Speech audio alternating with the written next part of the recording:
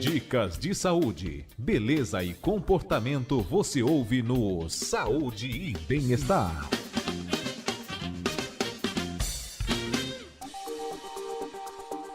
Atento ao tema de hoje aqui da nossa entrevista, câncer no estômago. Durante todo o ano de 2019, mais de 20 mil pessoas devem descobrir que possuem um tumor no estômago, segundo o INCA, que é o Instituto Nacional do Câncer. O câncer de estômago é o quarto mais comum entre homens e o sexto entre as mulheres.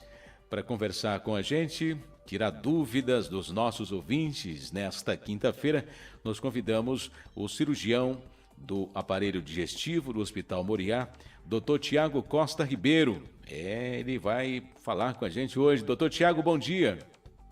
Bom dia, Léo. É um prazer falar com você e todo mundo. E me diga uma coisa, Dr. Tiago, o que pode levar a pessoa a desenvolver um câncer de estômago? Os fatores de risco do câncer de estômago, Léo, eles são múltiplos, são vários. O que grande parte da população lembra, porém, é o que tem menor importância estatística em números, são os fatores genéticos, que seriam os cânceres de estômago ligados à família, os tumores de estômago familiares. Sim. Eles chamam muita atenção por conta de toda a carga de inúmeros membros da mesma família terem o mesmo problema de saúde. Porém, em número, eles contam com uma pequena porcentagem do total de pacientes com tumores de estômago. A imensa maioria dos tumores, eles são esporádicos e eles estão associados a outros fatores de risco. Os fatores que eu vou citar, eles estão relacionados ao tumor maligno do estômago mais frequente, que é o adenocarcinoma de estômago. Existem muitas outras formas de tumor de estômago, mas esses que eu vou citar a partir de agora são relacionados ao adenocarcinoma. O que a literatura mostrou nos últimos anos é que os fatores ambientais eles são muito, muito importantes para o tumor de estômago. Sejam eles normalmente dietéticos, então tem duas coisas que são muito importantes para aumentar o risco, que é o consumo inadequado de alimentos com alto teor de sal ou de alimentos que são conservados com compostos com sal, ou alimentos que têm grande quantidade de risco, alimentos conservados mesmo. As populações que consomem grande quantidade desse tipo de alimento, vale ressaltar como exemplo a população que mora no leste do planeta, então os asiáticos são um bom exemplo disso. Essas pessoas têm um risco bem aumentado para desenvolver tumor de estômago. Então, essa estatística que você citou é brasileira. Sim. A estatística de incidência de tumor de estômago no Japão ela é muito maior. E acredita-se na literatura que seja por conta dos fatores dietéticos. Existem outros fatores de risco também. Então, o tabagismo, ou seja, o consumo de cigarro é um fator de risco para tumor de estômago. Alguns estudos mostram que a obesidade, quanto maior o risco. Então, não é só o paciente obeso que apresenta risco, mas quanto maior o peso do paciente, quanto maior o IMC desse paciente, esse risco vai crescendo em comparação a essa mesma população. Então, esses são os fatores de risco mais clássicos. Existe que é sempre uma pergunta muito comum no consultório, que o diagnóstico está cada vez mais evidente e frequente, que é a infecção pelo Helicobacter pylori, que é popularmente conhecido como H. pylori. O diagnóstico muitas das vezes é feito de maneira incidental, no paciente que fez uma endoscopia por algum outro motivo e acabou fazendo o diagnóstico de uma infecção por H. pylori no estômago. E o H. pylori presente no estômago também é um fator de risco para tumor de estômago. É importante ressaltar nesse momento que nem todo paciente que tem H. pylori vai desenvolver tumor de estômago, porque isso é importante para acalmar quem está ouvindo. Só que a presença de H. pylori é um fator que pode aumentar o risco da presença do tumor. Como o H. pylori aumenta esse risco é uma coisa muito debatida na literatura atualmente. A gente tem várias dúvidas de como isso acontece, até porque não é um evento que acontece em todos os pacientes. Então, obviamente, não deve ser só a presença do H. pylori no estômago que é capaz de aumentar o risco, mas ele sim aumenta. enquanto em paralelo, se você tratar esse H. pylori, você traz esse paciente para o risco populacional geral. Então, o tratamento do H. pylori, a erradicação do H. pylori é eficaz em diminuir o risco do tumor de estômago. Esses são os principais fatores de risco para você apresentar um tumor de estômago. Com relação à idade, ela chega a influenciar alguma coisa ou qualquer pessoa, independente da idade, pode ter um problema desse, doutor? Via de regra geral, os tumores do aparelho digestivo, eles vão aumentando em frequência, em incidência, em aparecimento, à medida que a população vai envelhecendo. Sim. Então, e o tumor de estômago é um desses tumores. Então, a partir dos 40, 50 anos, que você começa a aumentar, você começa a notar o pico de incidência, você começa a aumentar notar o grande número de casos de tumor de estômago. Isso significa que um paciente jovem está 100% protegido? Não. Existem casos esporádicos, em menor número, e pacientes com tumor de estômago entre 20 a 30 anos. Eu estou falando de adenocarcinoma novamente. Normalmente, quando o tumor surge em uma idade fora do padrão, principalmente mais cedo, ele normalmente está associado a algum fator genético mais importante, só o ambiental. Não necessariamente familiar, às vezes o fator genético ele é único exclusivamente daquele paciente, mas é sempre uma coisa que a gente precisa pensar. E um outro aspecto é quanto mais cedo, fora do período habitual de vida, o tumor surge, normalmente o que a gente acaba encontrando é um comportamento biológico da lesão mais agressivo. Então, a lesão comporta-se de maneira mais agressiva. Ela progride mais rápido, ela metastatiza mais rápido, ela normalmente responde pior ao tratamento clínico. E em comparação àqueles pacientes que desenvolveram tumor numa idade normal que é esperada acima dos entre 40 e 50 anos de idade. Agora, o doutor Tiago, tem algum sintoma? A pessoa sente alguma coisa? Como é que a pessoa pode, de repente, saber o que é feito, que tipo de exame que é feito para chegar a esse diagnóstico, ao câncer de estômago?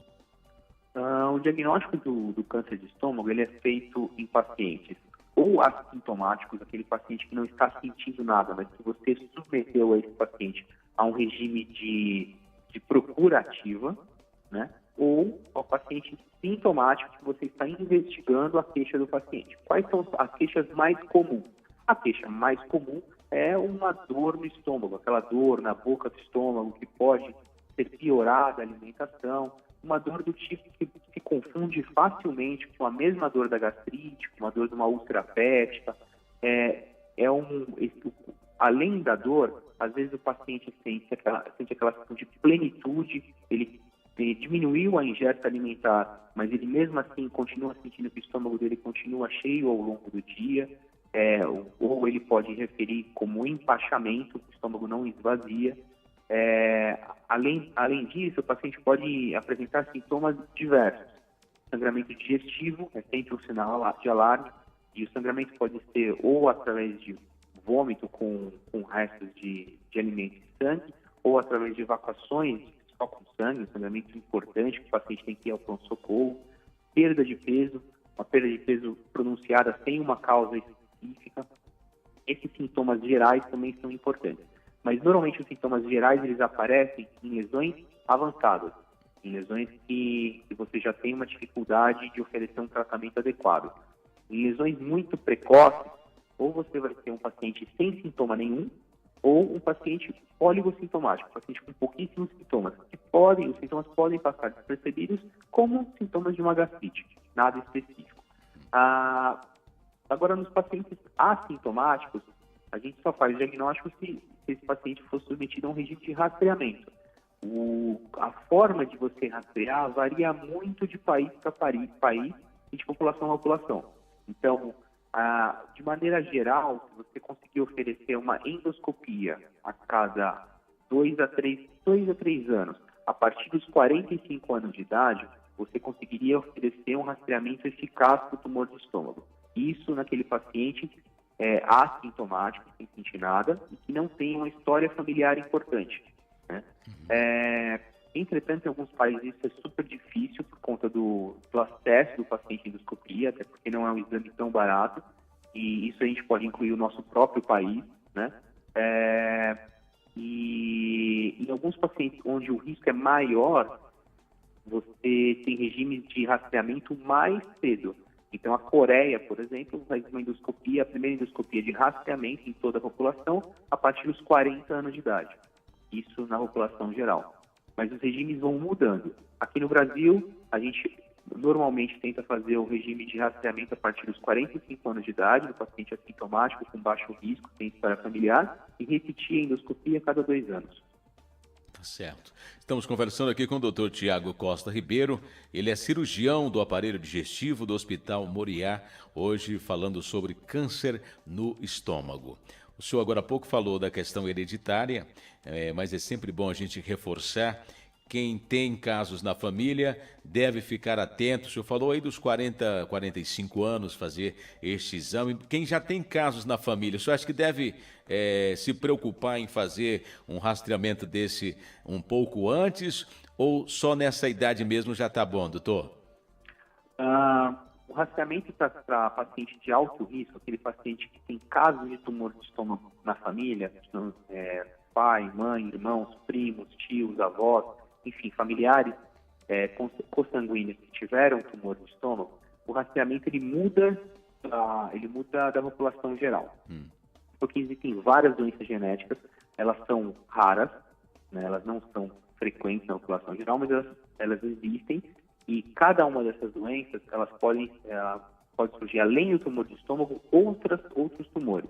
Então, tem doenças que favorecem o tumor de estômago e também o tumor de mama. Doenças que aparecem no tumor de estômago, de endométrio ou no intestino grosso. Então, cada uma dessas doenças, você vai ter um regime de rastreamento diferente. Entretanto, de regra geral, você normalmente tenta começar o rastreamento 10 anos antes do caso do familiar em relação à idade dele. Então, se o familiar do paciente que teve o tumor de estômago, teve o tumor com 40 anos, você vai fazer a primeira endoscopia no seu paciente com 30. Isso é a regra geral. É óbvio que isso muda de doença para doença. Muda tanto que às vezes a gente não oferece nenhum regime de rastreamento. A gente oferece cirurgias profiláticas, porque o risco do tumor é tão alto de aparecer, e quando ele aparece ele é tão agressivo, que você opta por operar o estômago mesmo sem a presença do tumor para evitar que ele surja.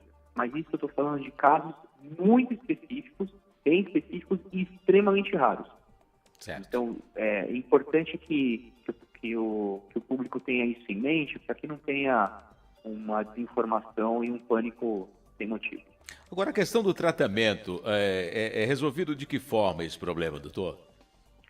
De maneira geral, as neoplasias, elas surgem, na medida que você faz o diagnóstico, os cânceres, na medida que você faz o diagnóstico, você tem que seguir um certo roteiro para você conseguir planejar qual é o tratamento. Então, depois do diagnóstico, que no caso do tumor de estômago ele é feito com a endoscopia e a biópsia da lesão, a partir daí você precisa para o próximo passo, que seria o estadiamento, que é entender até qual é esse tumor de verdade, qual é o nome dele, até onde em que parte do estômago ele se encontra, até onde ele infiltra o estômago, se tem alguma lesão ao redor do estômago relacionada ao tumor ou à distância, por exemplo, no fígado ou no pulmão. Normalmente os exames realizados para isso são, além da própria endoscopia, a tomografia de tórax, abdômen e pelve, já consegue te dar grande parte dessas informações. Com algumas raras exceções, tumores muito precoces, às vezes você tem que lançar a mão de exames um pouquinho mais específicos, como o ultrassom endoscópico, um ultrassom na ponta de um endoscópio. Mas isso não é a rotina normalmente é a tomografia e a endoscopia serem suficientes para você conseguir planejar o tratamento. O tratamento do tumor do estômago, ele em algum momento passa pela ressecção da lesão. Então, se a lesão foi extremamente precoce, que é uma raridade, uma minoria de casos, lesões que acometem só superficialmente a mucosa do estômago. Esses tumores, por exemplo, eles podem ser ressecados por endoscopia. Não é a rotina, mas a gente tem essa possibilidade. Então, o paciente não precisaria ser submetido a uma cirurgia grande. Ele precisaria só uma endoscopia para retirar a lesão. Isso seria um tratamento. Mas a rotina, e a maioria dos casos, é o necessário é fazer uma cirurgia mesmo para ressecar o tumor e algumas estruturas ao redor do estômago, os linfonodos, que é uma parte muito crucial da cirurgia. Essa cirurgia, ela pode ser precedida por quimioterapia, então fazer quimioterapia antes do procedimento cirúrgico e depois operar, ou não. Ou você pode indicar a cirurgia de princípio, mediante uma série de critérios que o médico assistente vai acabar avaliando naquele momento. Grau de invasão do tumor e o quanto o tumor é avançado ou não. Mas, para você indicar um tratamento de cura, um tratamento que sempre que visa curar, oferecer cura ao paciente com tumor de estômago, ele sempre vai passar por algum momento pela ressecção da cirurgia.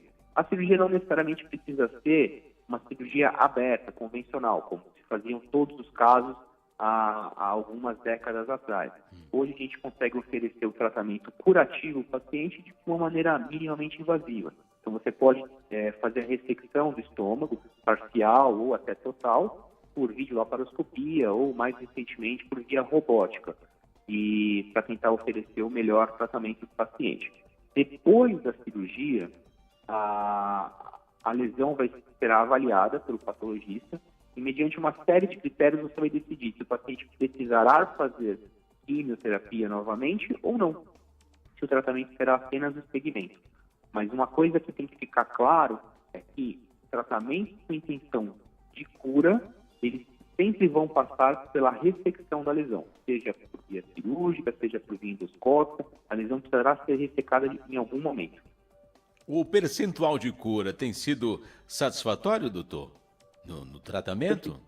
O percentual de cura varia muito com a época do diagnóstico, e é aí que a gente entra na importância dos exames de rastreamento, porque nós sabemos que o tumor de estômago ele é de diagnóstico tardio, até porque as queixas, que nem eu falei no começo, elas se confundem muito com doenças benignas e com queixas diárias muito comuns na população geral. Então, normalmente quando você faz o diagnóstico, você não tem um tumor precoce, um tumor pequeno. O habitual é você ter um tumor avançado. E isso é muito ruim com relação à resposta ao tratamento. Quanto mais precoce for o tumor, quanto menor, menos invasivo, quanto ele tiver não gerado nenhum linfonodo, nenhum gânglio acometido, melhora a resposta. E a resposta melhorou muito nas últimas 3 décadas, por alguns motivos. Primeiro, que a gente conseguiu fazer o rastreamento para a população em maior número. Hoje você consegue oferecer uma endoscopia em um maior número de centros com custo mais baixo e com uma qualidade da imagem melhor, os aparelhos que melhoraram e a técnica e o número de endoscopistas aumentou muito nos últimos anos. Então você consegue rastrear um maior número de pacientes e, por consequência, você consegue pegar um maior número de tumores precoces e, a partir daí, tratar melhor. Então esse é um fator. Outro fator, a técnica cirúrgica melhorou também. Então, com o advento da cirurgia minimamente invasiva, você consegue operar o paciente afetando menos a qualidade de vida do paciente e diminuindo o tempo onde ele vai precisar para se recuperar da cirurgia e, a partir daí, fazer a quimioterapia, se for o caso. E o tratamento quimioterápico também melhorou. Novas drogas surgiram com os últimos anos e novas maneiras de você infundir drogas antigas também foram melhoradas nos últimos anos. Então, o tratamento, ele começa desde o diagnóstico e vai até o resultado do estágio final. E como ele foi melhorado em diferentes etapas, no geral, a responsividade melhorou bastante nas últimas décadas. Ok. Quero agradecer a sua participação aqui no nosso programa hoje, esclarecendo, tirando dúvidas dos nossos ouvintes com relação ao câncer no estômago. Muito obrigado, doutor Tiago. Eu que agradeço a oportunidade. Um abraço. Aí, nós conversamos com o Dr. Tiago Costa Ribeiro, ele é cirurgião do aparelho digestivo do Hospital Moriá e aqui nós falamos sobre câncer no estômago.